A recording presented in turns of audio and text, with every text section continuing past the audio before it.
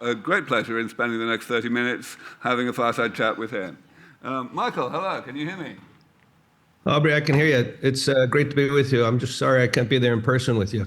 Well, absolutely, and I want to thank you for taking time out of your weekend to do this online. It's very much appreciated. So I mean, we have half an hour to chat about these things, and I like to do these sessions very conversationally. We may go in both directions rather than making it too much of an interview. But nevertheless, I do have a few things that I'd definitely like to touch upon.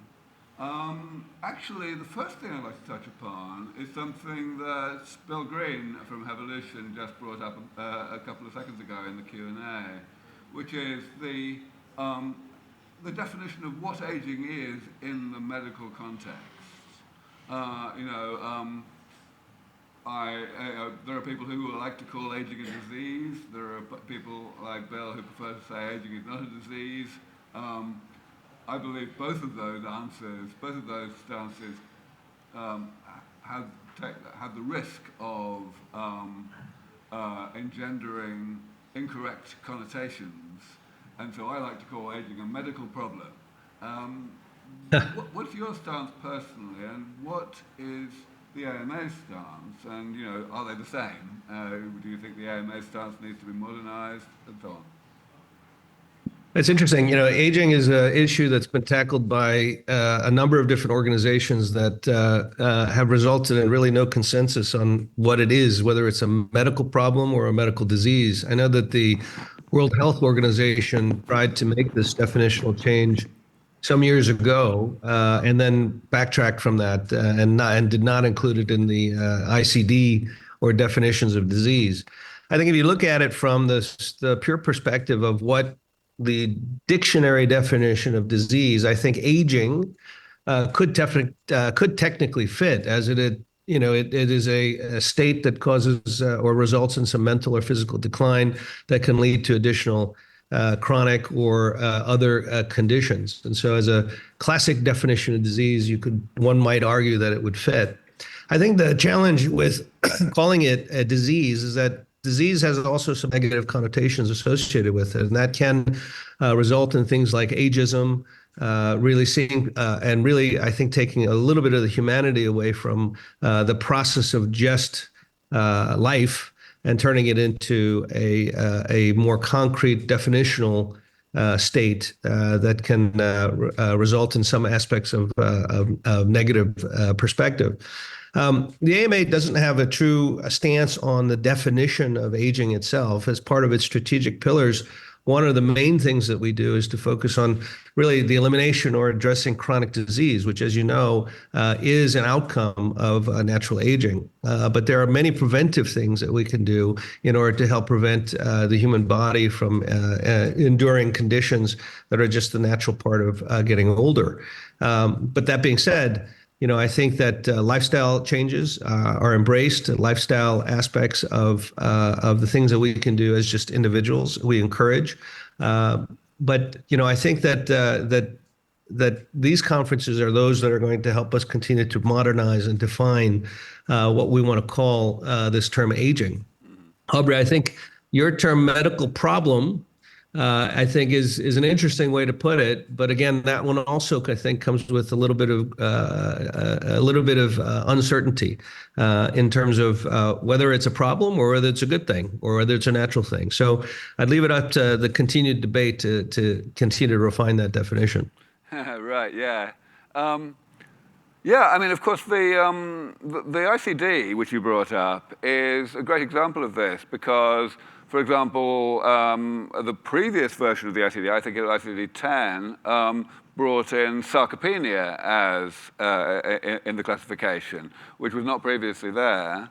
Right. And of course, in the latest ICD, we do have aging built in one way, as I think it's called an extension code, which is a qualifier to other codes.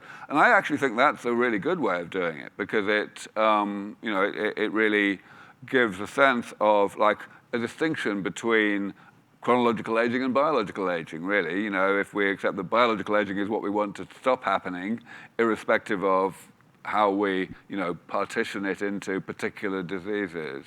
But yeah, so, You know, so go ahead. Aubrey, if I may, I would just share with you that you know a glimpse into how the American Medical Association creates its positions on items like this is could be instructive as well.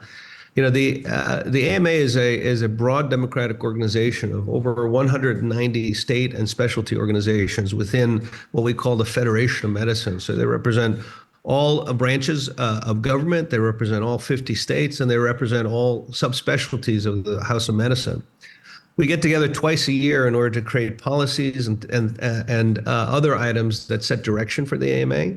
And so to drive the association to moving toward the potential Malaysian version of the ICD would take some really some folks who are within the association to draft concrete proposals that could ultimately change that definition and then bring, of course, the horsepower of the association behind it. So just a quick glimpse into how we make our policies.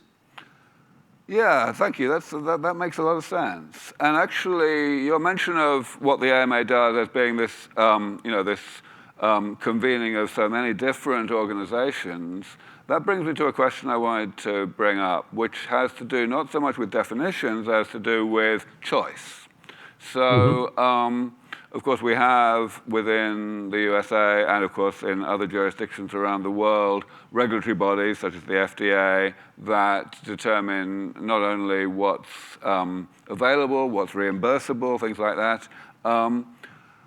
A very important development that caught the eye of the longevity community last year was that in Montana there was the passing of legislation to extend the right to try legislation, which of course applies federally to people who have exhausted all approved options, and it essentially was extended in Montana to be available to anybody so long as the intervention in question had gone through phase 1 of clinical trials.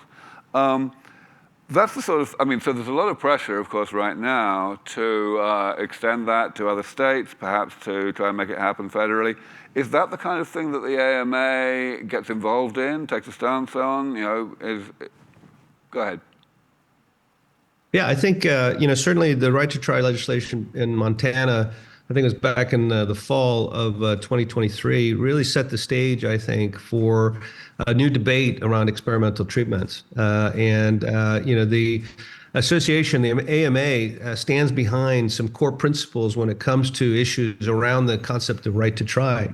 And that is, of course, that decisions need to be patient-centered, they need to be scientifically based, and that we should eliminate or reduce as many regulatory hurdles associated with allowing people to have access to medications and/or treatments.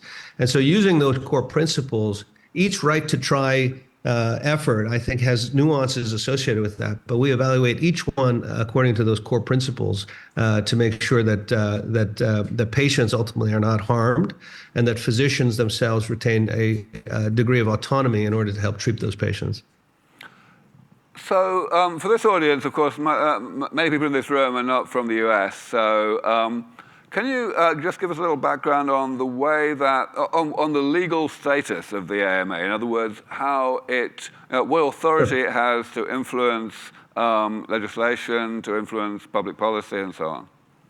Sure. So the AMA, the American Medical Association, is the largest professional organization for physicians in the United States. As I said, it is a composite of a number of different entities that play a role in representing physicians, whether it's a state medical society or a specialty society, or even physicians within the federal government, all of whom convene in a democratic body. We have no legal status in terms of regulatory governmental status, but as many of you know, in the United States, much of what we do in the legislative or advocacy front is heavily influenced by these types of convening groups. We're the largest association for physicians, and we are the most effective voice for physicians in the United States through our traditional legislative process. So, in a nutshell, that means you have a lot of soft power, right?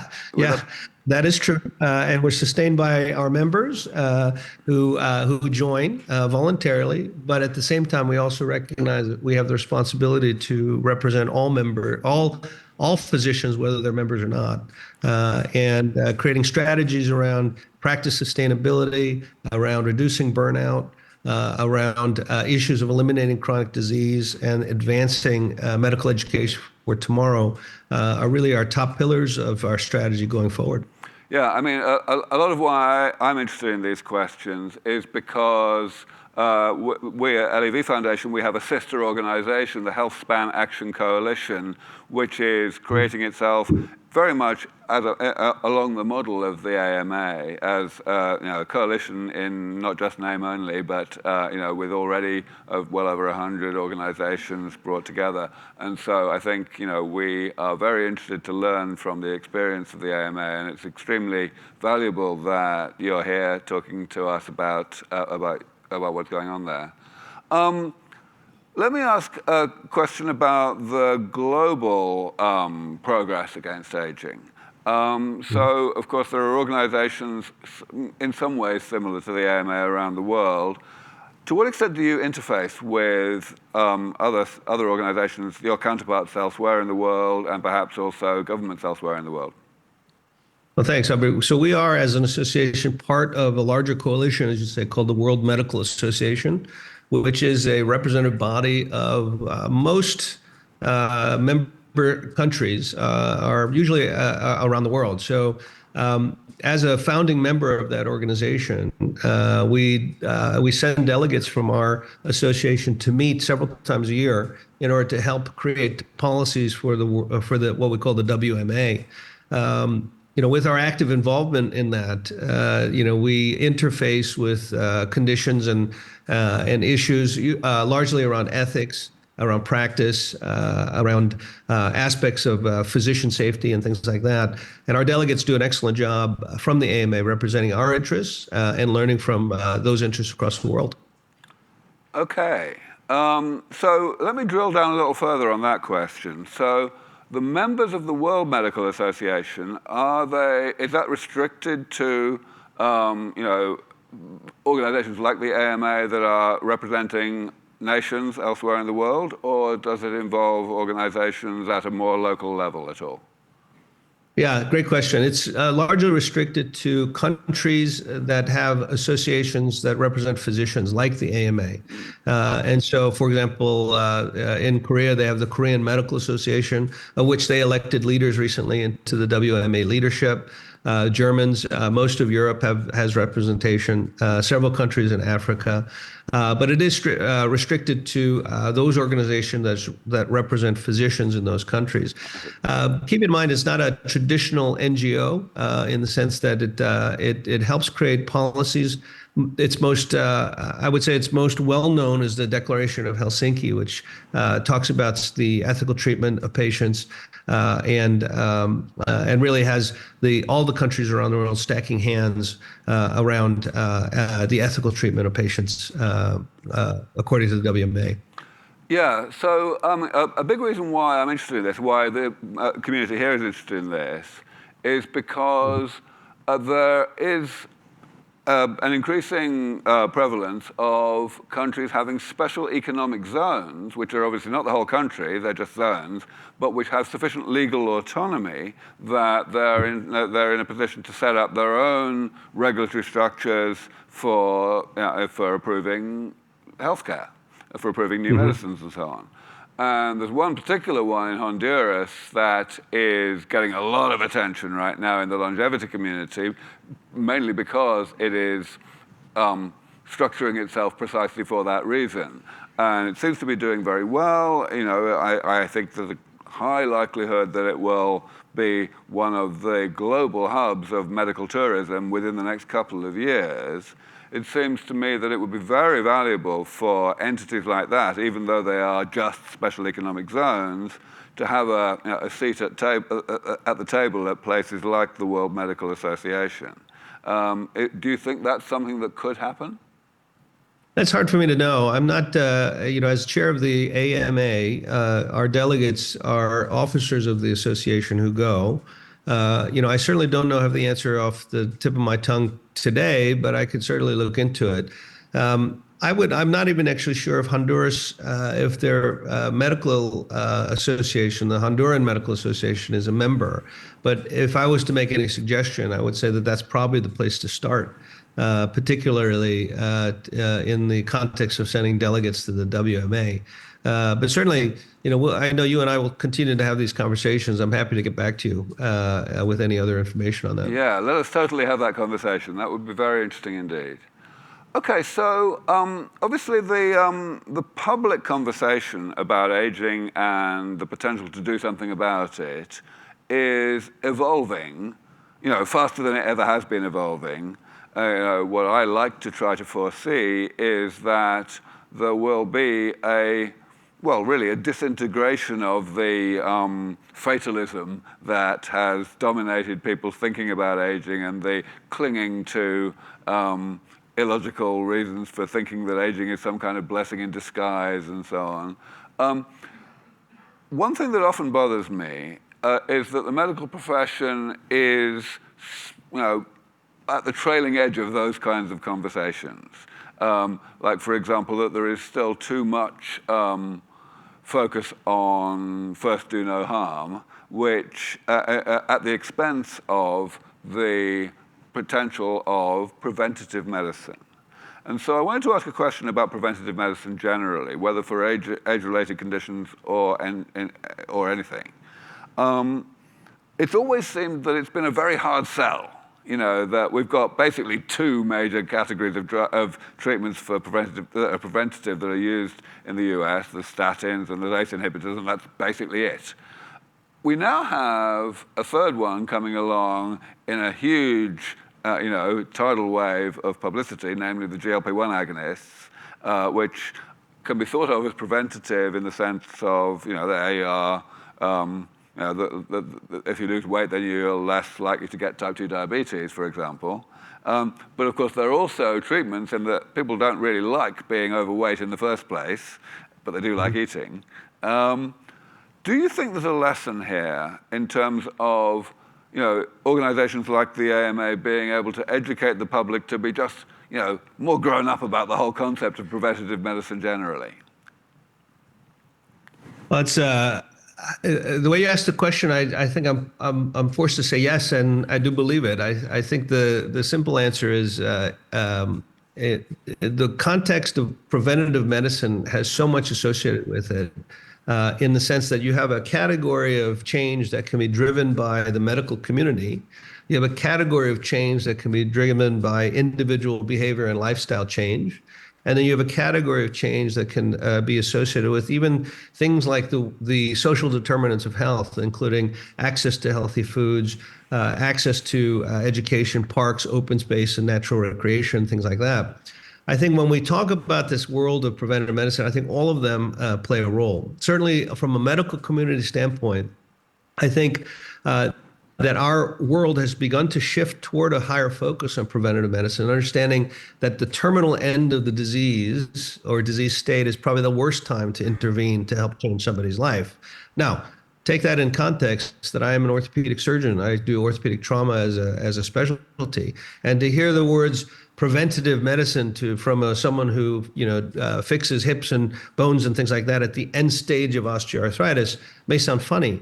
But at the end of the day, I think that preventative medicine isn't necessarily in this context about preventing arthritis, but it's about taking a more holistic approach to a patient or person, to say that arthritis may be the result of inactivity or maybe the result of trauma or other things. What can we do to help prevent those things down the road earlier on in the stage? Secondly, the last thing I would say to you is that our efforts within the world of driving change in medical education are really moving in this direction as well. In the United States, we use the term value-based care quite frequently. It's really taken off over the last probably decade in terms of dominating the conversation of how we approach the practice and treatment of patients. And value-based care is really about reducing costs and improving outcomes to create more value for patients. And that applies to either the medical treatment or even the surgical treatment of how we approach them. Laced in and interwoven within all of this context and conversation is the idea of prevention. So for example, you mentioned GLP-2s, GLP-1s, statins, et cetera, are those medications dollar for dollar better to be given early on in order to prevent a potential very expensive negative outcome later? And the answer is probably yes, right? Is that if we can take medications that we use now to help prevent let's call it obesity. And obesity has a series of trickle-down effects that are negative in terms of disease state, higher rates of hypertension, hyperlipidemia, higher rates of inactivity, et cetera, et cetera. The investment on the front end is a form of prevention to prevent a very expensive outcome and potentially negative, harmful outcome at the end. So long answer to your question, Aubrey, but I would say that certainly the AMA, and I know the world is beginning to start looking at the world of prevention, but is only one cog in the wheel when it comes to the global context of what we need to do in order to create a more preventative atmosphere and preventing chronic disease. Yeah, thank you. And if you can get that message across to our elected representatives, you'll have done your job. Yeah. So we have 9 minutes left, so I want to open the floor to the audience. If there's anyone who has a question for the head of the AMA, that would be wonderful. I don't immediately see anyone rushing to the stage. I'm sure I can find some more questions in my own mind as required. Looks like other people need a little more time. Oh no, there's someone at the back who's coming up. Yep. We're about to have a question. Please come up to the front, and so that first of all Michael can see you, and second of all that the audience can see you. Come on stage next to me, please.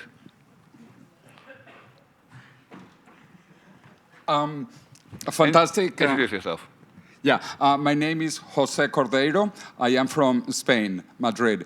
My question is about aging as a disease. You know, even here, half of the people say it is a disease, half of the people say it is not a disease. So could you expand again on your thoughts about it? Because I think it is very important. I consider it a disease so that we can get more public funding. So what do you say? Yeah, Jose, thank you for that question, and I appreciate that leap onto stage. You're quite agile. I get to see that. I would tell you that you know the definitions are really what drive several discussions.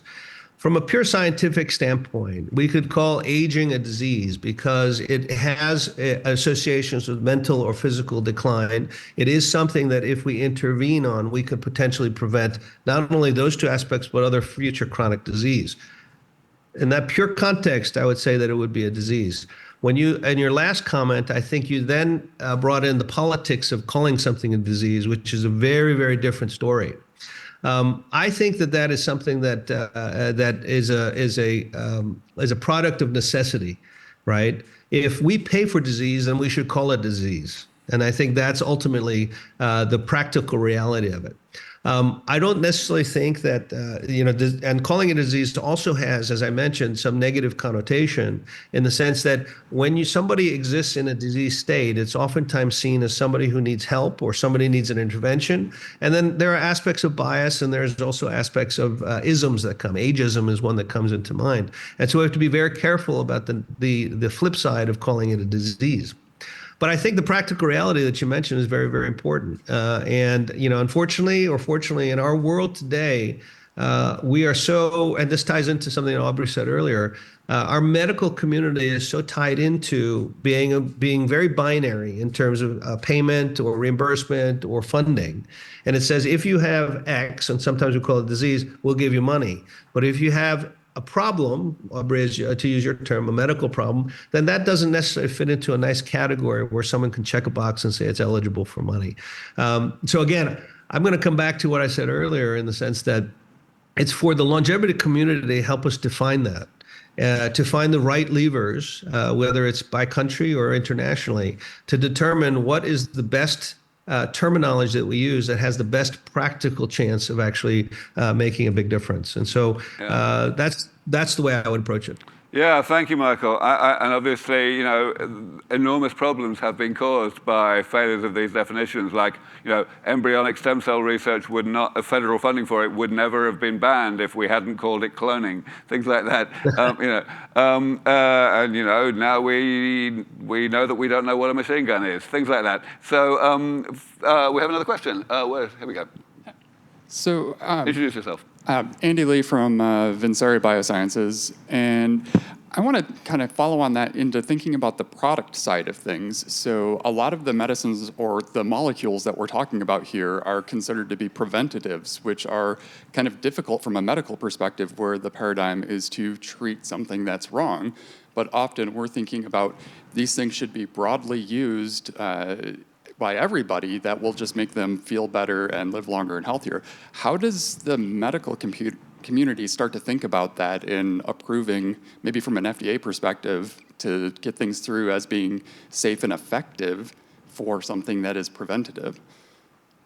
Yeah, it's a really great question. I wish I certainly wouldn't want to speak on behalf of the FDA, but you said two key words that are critical. And the FDA typically takes an approach looking at things from the perspective of safety, and then oftentimes the next step is efficacy, right? So any treatment that is proposed for a disease state or a condition must first be safe and then effective. And then there's a series of guidelines with regard to the types of protocols and/or research levels of evidence that are associated with that.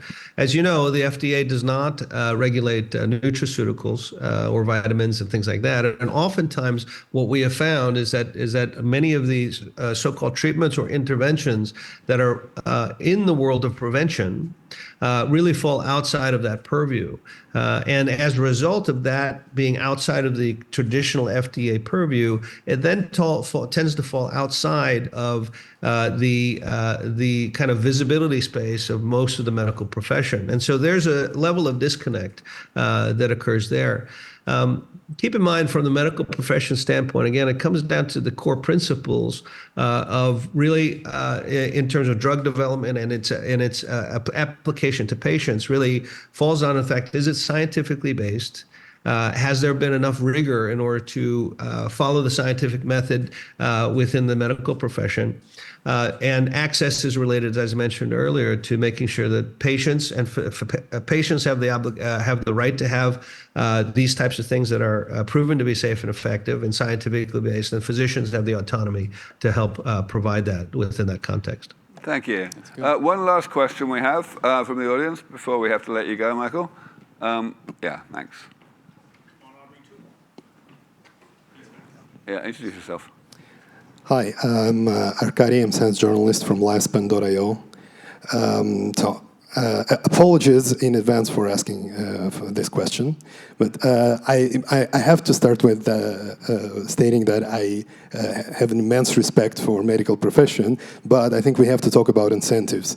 So, as a system, right? Do you think, to what degree is the healthcare in the U.S. is aligned in terms of interests with the whole conception of prevention, or misaligned? And what can you, as an organization, do to maybe increase this alignment? Like specifically in the U.S., because the U.S. has this weird, in like modern terms, system of healthcare, but it also wields a lot of power in terms of regulation and approval. So I hope you understand my question. I think I do, and I'm not. Sometimes I get nervous when someone says I apologize first before my question starts, but I think I understand what you're saying. I think there is a perception that, and there's probably reality associated with the perception that there's a misalignment with the world of prevention or preventative medicine.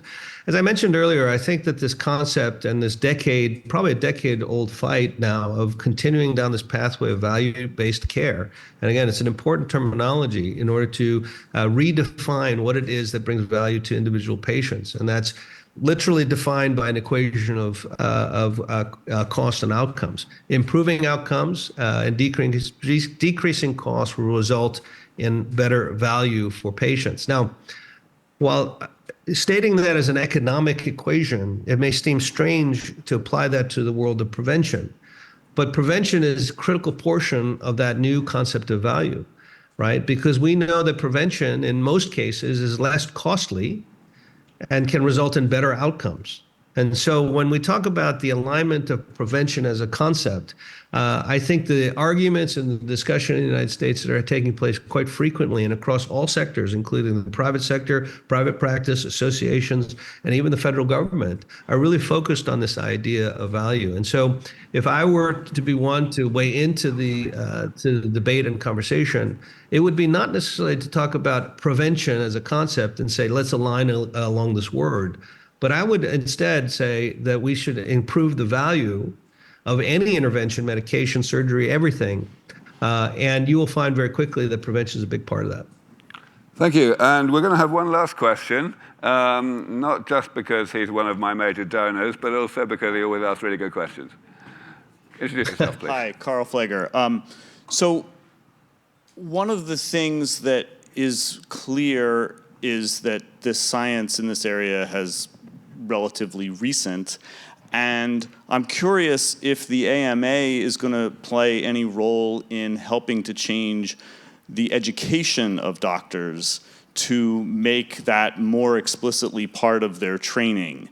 Because right now, this is not something that people learn when they go through medical school for the most part, is the way that the biology of aging works and the whole mentality of the ability to interfere in the processes that underlie multiple age-related diseases at the same time, right? So what's going to happen? The motivation for this question, of course, is that this is a different kind of, this field is going to produce a different kind of medicine where one treatment can really affect many different indications. And as a result, after initial FDA approval, there's going to be opportunity for physicians to prescribe off-label for multiple efficacy. But they're not going to have the education to do that unless the education process changes.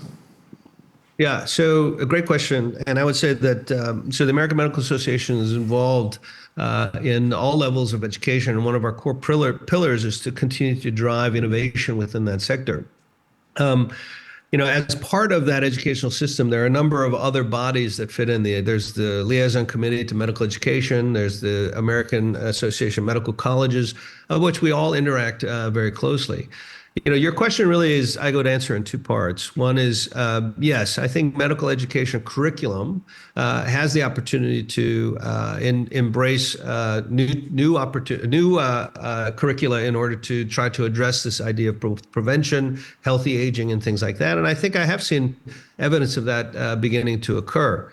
The second part of that is keep in mind that education for a physician doesn't stop at the end of medical school. It is a continuing process. In fact, I would tell you, even as one who's practiced, continues to do surgery even 30 years after I graduated, I continue to learn every single day.